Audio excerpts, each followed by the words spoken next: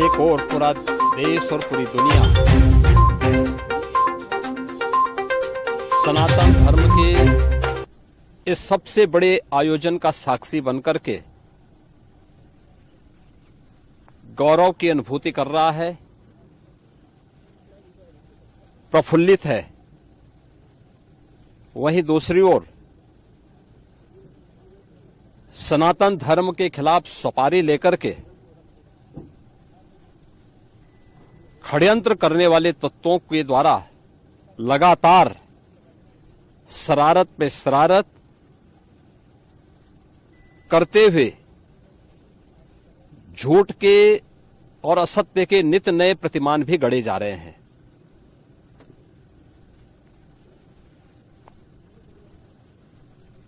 भारत के संसदीय लोकतंत्र की सबसे और सर्वोच्च संस्था देश की संसद में कांग्रेस अध्यक्ष श्री मल्लिकार्जुन खड़गे और समाजवादी पार्टी के अध्यक्ष श्री अखिलेश यादव का वक्तव्य इस ओर सबका ध्यान आकर्षित करता है। ये दोनों वक्तव्य न केवल इनके सनातन धर्म विरोधी चरित्र को उजागर कराता है, बल्कि इनकी उस गिद्ध दृष्टि की ओर भी सबका ध्यान आकर्षित करता है, जो लगातार इस महाकुंभ के खिलाफ पहले दिन से दुष्प्रचार कर रहे हैं। इनका ये बयान न केवल सनातन धर्म पर प्रहार है, बल्कि निंदनीय भी है और शर्मनाक भी।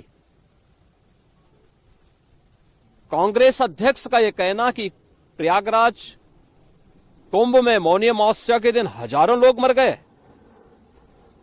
हमें अफसोस होता है। एक इतना वरिष्ठ नेता, कांग्रेस देश की जो सबसे पुरानी पार्टी है, उसके अध्यक्ष से अपेक्षा की जाती है कि वो एक मर्यादित बयान देश की संसद में रखें, और इतना गुमराह करने वाला बयान, झूठ पे झूठ। ऐसे ही समाजवादी पार्टी के अध्यक्ष का बयान, एक प्रतिस्पर्धा दोनों दलों में है, कौन कितना सनातन विरोधी वक्तव्य दे सके। ये कहना कि कोई आंकड़े नहीं दिए गए, यहां से प्रशासन से जो बयान जो आंकड़े दिए गए, उन आंकड़ों को मैंने भी सबके सामने रखा।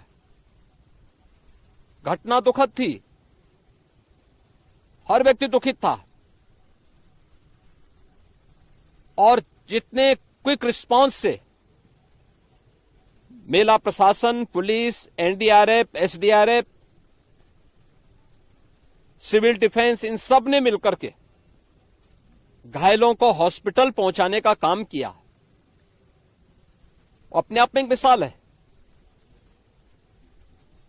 करोड़ों लोग प्रयागराज में उस दिन उपस्थित थे। ये दोनों दल चाहते थे और सनातन धर्म विरोधी चाहते थे कि बड़ा हादसा हो जाए। हमारी पहली प्राथमिकता थी कि किसी भी स्थिति में इसको हम जीरो हादसे तक लेके जाएं, लेकिन दुर्भाग्यपूर्ण तरीके से घटना घटित हुई। लेकिन जितने क्विक रिस्पांस से प्रशासन ने और सभी संबंधित संस्थाओं ने कार्य लेकर के उन्हें हॉस्पिटलाइज किया, उसमें कुछ लोग उस हादसे के शिकार हुए, वह दुखद है। उन सभी परिवारों के प्रति हम लोगों ने अपनी संवेदना भी व्यक्त की और उसके लिए कुछ आर्थिक मुआवजा भी घोषित किया।